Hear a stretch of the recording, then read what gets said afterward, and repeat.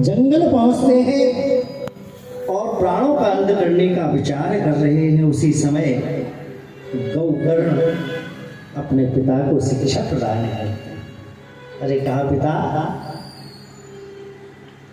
ये सब माया है, ना किसी के साथ कोई आया था न कोई जाएगा। वास्तव में जिसका समय जब पूर्ण हो जाता है, कर्म क्षय के द्वारा हमारा जन्म होता है, कर्म पूर्ण होने पर हमारा समय पूर्ण हो जाता है। जिस प्रकार हम किसी सिटी में पहुंचे और यहां से हमने रिजर्वेशन करा था, ठीक टाइम पर आपको गाड़ी मिलेगी और ठीक टाइम पर आपको छोड़ देगी। यदि आप थोड़े से लेट हो गए तो वो निकल जाएगी, उसका समय फिक्स है। किसी होटल में आपने टाइम फिक्स किया तो कहा 12 बजे से 12 बजे तक आपका टाइम है। अब रूम में रहना है कि घूमना है कि खाना है पीना है क्या करना है, ये सब आपकी मर्जी, लेकिन ठीक 12 बजे आपको रूम छोड़ना पड़ेगा। ये भी एक बहुत बड़ा रूम है, ये जो शरीर है ये रूम निश्चित टाइम के लिए भगवान ने हमको भेजा है, बिल्कुल फिक्स टाइम है। अब हम विचार करें कि नहीं, अभी तो हम बच्चे हैं, युवा होंगे, विवाह होगा, संतान होगी, वृद्ध होंगे, तब भजन करेंगे, तो ये तो कोई बात नहीं। क्योंकि यम किसी का इंतजार नहीं करता। कितना कार्य आपने किया, कितना कार्य आपका शेष है, काल इसका कोई इंतजार करता नहीं। आपने देखा होगा, कहा भाई दरवाजे के सामने दूल्हा खड़ा है, बारात आ चुकी है, लग रही है, और भीतर दादा शांत है। कल्पना कीजिए, यमराज ने ये नहीं सोचा कि भाई 10-20 मिनट बाद उठा ले, लेकिन चूंकि टाइम फिक्स है तो हर व्यक्ति का टाइम बिल्कुल एक निश्चित है। इसलिए श्वास श्वास में राम कहा, श्वास वृथा जन खोया, और ना जाने इस श्वास का फिर आवन हो या न हो। इसलिए हमारे लिए दो बातों को व्यक्ति को कभी भूलना नहीं चाहिए। दो बातों को भूल मत, जो चाहत कल्याण नारायण, एक मौत को दूजे श्री भगवान। एक मृत्यु भी निश्चित है जो हम लिखवा के आए हैं, क्योंकि इस कलिकाल युग में अल्पज्ञ, बुद्धि की कमी, समय की कमी, भौतिक सुख सुविधाओं की ओर अग्रसर व्यक्ति दिन और रात कर्म करने में लगा है। किसी प्रकार से धन का संचय होना चाहिए, कोई भी परिस्थिति हो। और ये भी निश्चित है कि यदि आपने धन के कारण अधिक चक्कर लगाए और पापाचार किया तो वो धन ही आपको नष्ट कर देगा। जो धन आवे पाप से 10 वर्ष लो खाए और 11-12 वर्ष में जरा मुंह से जाए, सब नष्ट हो जाता है। इसलिए धार्मिक प्रवृत्ति पर चलते हुए अपने जीवन को यापन करिए। हमारा जो कर्तव्य है, बच्चों का पालन पोषण वो भी करिए, लेकिन भगवान को मत भूलिए, क्योंकि वो ही साचो एक राम नाम झूठो है जय। आज विलाप कर रहे हैं आत्मदेव, गौकर्ण जी उनको शिक्षा प्रदान। ये संसार माया है और मैं तोरे, ये सब माया का चक्कर है। पुत्र, भाई, बंधु, पत्नी, सखा, ये सब एक निश्चित समय पर चले जाएंगे। इसलिए हे पिताजी, यदि आप अपना जीवन सुधारना चाहते हो तो इस माया से थोड़े से विलग हो, अलग हो, और जाके प्रभु की शरणागति लो, आपकी सदगति हो जाए। जब दिव्य ज्ञान प्राप्त होगा, कहते हैं आत्मदेव भगवान की शरण में चले गए, प्रभु की कृपा ऐसी हुई, मुक्ति प्राप्त। उन्होंने कहा हमारा 7 जन्मों का बंधन है, ये भी सब मिथ्या झूठ है, मिथ्या। क्योंकि हमारे कर्म क्या है उसके अनुसार हमको जाना पड़ेगा, हमारी पत्नी के क्या कर्म है उसको भी जाना पड़ेगा। सब अपने, ऐसा नहीं कि नहीं हम जाएंगे और ऊपर सब मिल जाएंगे और इकट्ठे हो जाए, ऐसा नहीं है। इसलिए जो हम करते हैं हमको ही भोगना पड़ता है, जो हम करते हैं हमको ही भोगना पड़ता है, दूसरा नहीं भोग सकता।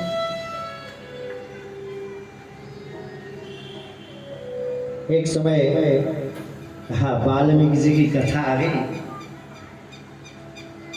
सबको लूटते थे इधर उधर, मारना लूटना, परिवार का पालन पोषण करना। एक दिन नारद जी चले जा रहे हैं, नारद जी को पकड़ लिया, कहा बाबा कहाँ जा रहे हैं, थैले में क्या रखे हो? कहा कुछ नहीं, हम तो भगवान का भजन करते हैं, हमारे पास कोई, हम तो योगी हैं, सन्यासी हैं, हमारे पास कोई धन नहीं है। आजकल के योगियों और सन्यासी बाबाओं की बात है। कहा त्यागी जी, कहा वाह क्या बिल्डिंग खींची है त्यागी जी, 4 व्हीलर में घूम रहे हैं शानदार। जिनने सब कुछ त्याग कर दिया वो त्यागी जी कहा चांदी के छत्र पर। तो नारद बाल ब्रह्मचारी महायोगी, ऐसे चंद्र के पास कुछ क्या था, केवल धर्म का संचय था और कुछ था नहीं। कहा परंतु ये बताओ, ये जो तुम पाप करते हो इसको तुमको भोगना पड़ेगा। हम काय भोग, भाई पूरा परिवार साथ में रहता है, हम ले जाते हैं, सबको खिलाते हैं, सब भोगेंगे एक साथ। कहा नहीं भैया, पूछ के तो आओ घर में। कहा हम पूछने जाएंगे तुम भाग जाओगे। नारद जी को रस्सी से बांध दिया पेड़ के समक्ष। अब गए पत्नी से कहा ये तो बताओ, ये जो धन का हम संचय करते हैं और तुम लाला के तुमको देते हैं, तो ऐसा मैंने सुना है कि इससे पाप हो रहा है, तो क्या तुम भागीदार हो इसमें? पत्नी ने कहा बा हम काहे के भागीदार? अरे तुमने हमारे साथ विवाह करवाया है, इसलिए चाहे तुम चोरी करो, चाहे मजदूरी करो, चाहे कुछ भी करो, तुम तो लाओ, हमको पालो, हमारे बच्चों को पालो, हमको इससे क्या मतलब। बेचारे बड़े परेशान। कहा जब सोच रही थी, जब ब्याह करवा रहे थे, जब ब्याह हो रहा तो जब तो बड़े हाले भूले आते हैं, हाले भूले हम बने होए हमारो विवाह। तो कहा आज क्यों ऐसी बात करते हो? निराश होकर वाल्मीकि जी चले पहुंचे। नारद ने कहा क्या कहा पत्नी ने? कहा वो तो ये ऐसा बोल रही। तो कहा पर नारायण नारायण, यमराज के दूत उल्टो लटका के मारा था, बहुत परेशान करेंगे तुमको। तो कहा महाराज अब तक नसानी, अब न नशे हूं, आखिर इसके लिए मैं क्या करूं? तो एक बांस का डंडा दे दिया, कहा जाओ भगवान का भजन करो, कान में मंत्र दे दिया, भगवान का भजन करो, और जब इस बांस में से, इस डंडे में से हरे हरे फुंसे निकल जाएं, समझ लेना तुम्हारे पाप कट गए।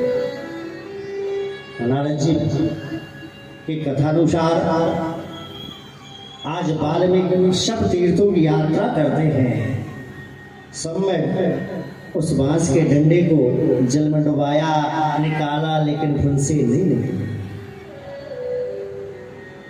मंत्र क्या दिया था? राम, लेकिन सबको मारा था, इसलिए मरा मरा कहने लगे। कहा उल्टा नाम जपत जग जाना, वाल्मीकि भय ब्रह्म समान। उल्टा नाम जपा जग जाना,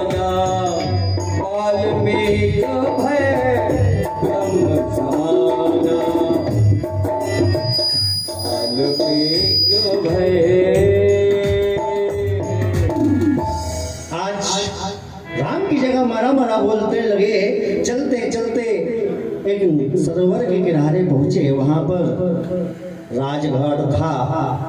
धोबी कपड़े धो रहा था राजा के। वैशाख का महीना, गौ माता प्यासी खड़ी लेकिन पानी नहीं पीने दे रहा था। वाल्मीकि ने सोचा इतनी प्यासी गौ माता खड़ी है, ये पानी नहीं पीने दे रहा, तो तुरंत क्या किया, कहा जैसे 70 उसे 72। अब इतने पाप चढ़े, तनकोड़ चढ़ते तो कहा हो जाए। जो डंडा दिया था नारद जी ने कि इसमें फुंसे हो जाएंगे, उसी डंडे से जोर से उस धोबी के ऊपर प्रहार कर देते। एक ही डंडा में श्री हरि शरणम। जैसे ही मरा, गौ माता ने जलपान किया और जैसे ही ऊपर को मुख किया, श्वास छोड़ी। कहते हैं उस बांस के डंडे से हरे हरे फुंसे निकले। ऐसी गौ माता की बड़ी विचित्र महिमा है। तो आज ब्राह्म की जगह मरा मरा बोलने वाला ब्रह्म ज्ञानी हो गया। तो यदि हम भगवान का संकीर्तन करते हैं, भजन करते हैं, तो हमारे ऊपर प्रभु की कृपा क्यों नहीं होगी।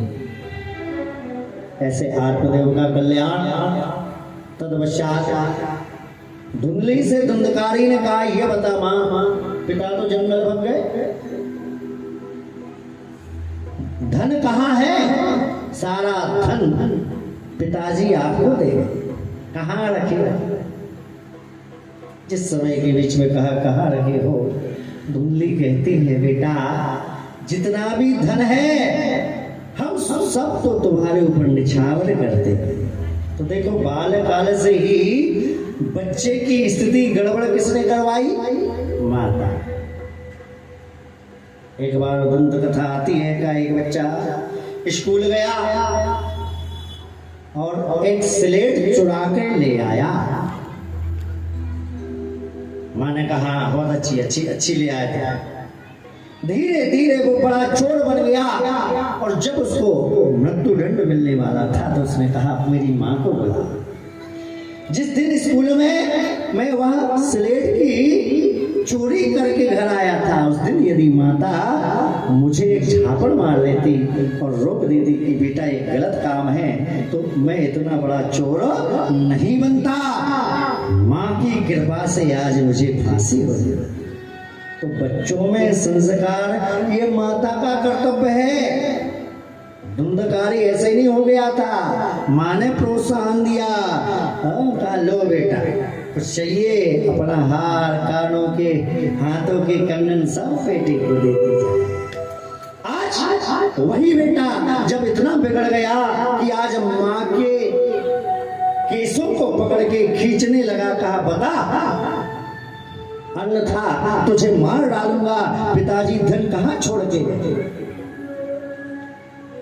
जब धुंधली की पिटाई भी कर दी धुंधकारी ने, अब तो धुंधली को रहा नहीं गया। तुरंत जाकर कूपस्थ समीपस्थ उपस्थिता कहती है, कुआं के पास पहुंची और कुएं में कूद के अपनी जान दे देती है। बोलो वृंदावन बिहारी लाल की जय। धुंधकारी की माता धुंधली ने अपने प्राणों का त्याग किया। अब गौकर्ण घबरा गए, पिताजी चले गए, मतारी चली गई, अब हमारी नंबर है। इसलिए गोकर्ण भाग गए। कहा भैया हम थोड़े तीरथ कर आए। धुंधकारी ने कहा हाँ जाओ, जल्दी जाओ, देर मत करो, अन्यथा हमको क्रोध आ जाए। आज गौकर्ण चले गए। धुंधकारी कहते हैं 5-5 महिलाओं को रखे था। समय बीतता गया। एक दिन बहुत बड़ी चोरी करके आया, हारा थका था, सो गया। आज महिलाओं ने सुविचार किया, कूड़ प्रवृत्ति की दुष्टा जलपसी इत्यादि थी, विचार करती हैं इतनी बड़ी चोरी करके आया है और राजदंड इसको अवश्य मिलेगा। जिस दिन पकड़ा जाएगा ये तो जाएगा जेल, हमको भी साथ ले जाएगा। राजा के दूत इसके प्राणों को हरण लेंगे, क्यों ना ही हम ही मार डालें। तो जो दुष्ट प्रवृत्ति के होती है, चाहे माताएं हो चाहे पुरुष हो, वो किसी के साथ अच्छा न सोच सकती हैं न विचार कर सकती। तुरंत सो रहा था, रस्सी से बांध दिया, प्राण खींचने लगी, खूब रस्सी खींची, गर्दन दबाई, लेकिन जब उसके प्राण नहीं निकले तो तुरंत धुंधकारी के मुख के ऊपर धड़कते हुए अंगारों को रख देती है। धड़कते हुए अंगार तड़पता हुआ, तड़पते तड़पते उसके प्राण निकल जाते हैं। जैसे ही मृत्यु को प्राप्त हुआ, गड्ढा खोद के अंदर डाल दिया। लोगों ने पूछा धुंधकारी कहाँ गए, और ये कहा क्या बताएं, बहुत सारा धन था उनके पास, तो वो तो चले गए, अब कहाँ गए हमको पता नहीं, झूठ बोल देती है। ऐसे झूठ बोलकर समय निकला, घर छोड़कर भाग गई सब। गोकर्ण तीर्थों से जब आया, गोकर्ण ने देखा कि भाई है नहीं, घर अव्यवस्थित पड़ा है। तुरंत घर में जाकर संध्या काल के समय संध्या बंदन करता है, तत्पश्चात भोजन प्रसादी ग्रहण कर शयन करने लगता है। जैसे ही सोया, जोर जोर से आवाज आने लगती है, कहीं अंगार गिर रहे, अंगार की वृष्टि होती है, तो कहीं झनझनाहट आवाज आने लगी। गोकर्ण चूंकि तपस्वी थे, इसलिए तप के कारण तुरंत हाथ में जल लेते हैं, कौन तो हम कौन हो। धुंधकारी जो ब्रह्म राक्षस प्रेत बन चुका था, कहता है भैया मैं धुंधकारी, तुम्हारा बड़ा भाई। इन दोनों में 3 माह का अंतर था। धुंधकारी 3 माह पहले जन्म ले चुके थे और गोकर्ण 3 माह बाद। तो कहा अच्छा, प्रेत बन गए, पूरी स्थिति बताई। कहा मेरा मोक्ष का उपाय कर दो भैया, मेरी दुर्गति हो गई। गोकर्ण कहता है चिंता मत करो, हम तुम्हारे लिए मुक्ति का उपाय अवश्य खोजेंगे। प्रभात काल भगवान सूर्य नारायण को अर्घ्य देता। सूर्य नारायण से प्रार्थना की, कहा प्रभु कोई उपाय बताओ जिससे हमारे भाई की सदगति हो जाए। सूर्य भगवान ने कहा श्रीमद् भागवत वार्ता प्रेत पीड़ा विनाशिनी, भागवत जी का पाठ का श्रवण करो, सदगति हो जाएगी। आज कहते हैं सुखदेव जी महाराज ने महाराज परीक्षित जी को कथा भाद्र मास के शुक्ल पक्ष की 9वीं से प्रारंभ की थी, और यहाँ कार्तिक मास की 9वीं से। गोकर्ण भागवत जी का पाठ श्रवण कराते हैं, तो ये जो बांस लगा रहता है जिसमें 7 गांठें होती हैं, धुंधकारी आकर विराजमान हो जाते हैं, हमारे पितृ देवता विराजमान हो जाते हैं इसमें, और कथा श्रवण करते हैं और निश्चित सदगति हो जाती है। कथा चलते चलते सप्तम दिवस जैसे ही पूर्ण हुआ, धुंधकारी का मोक्ष हो जाता है। बोले वृंदावन बिहारी लाल की जय हो। आज धुंधकारी का मोक्ष हुआ।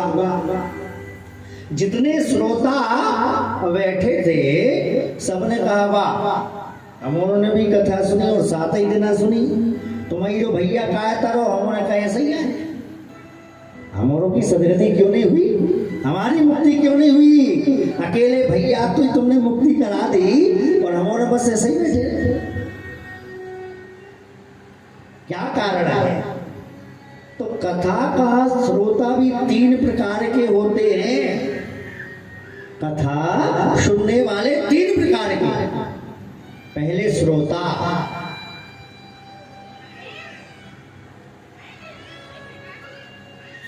जो वास्तव में कथा का श्रवण करते हैं, भगवान के चरणों का ध्यान करते हैं, श्रोता। पर श्रोता कथा सुनते सुनते कभी घूंघट दो और टिक गई एक तरह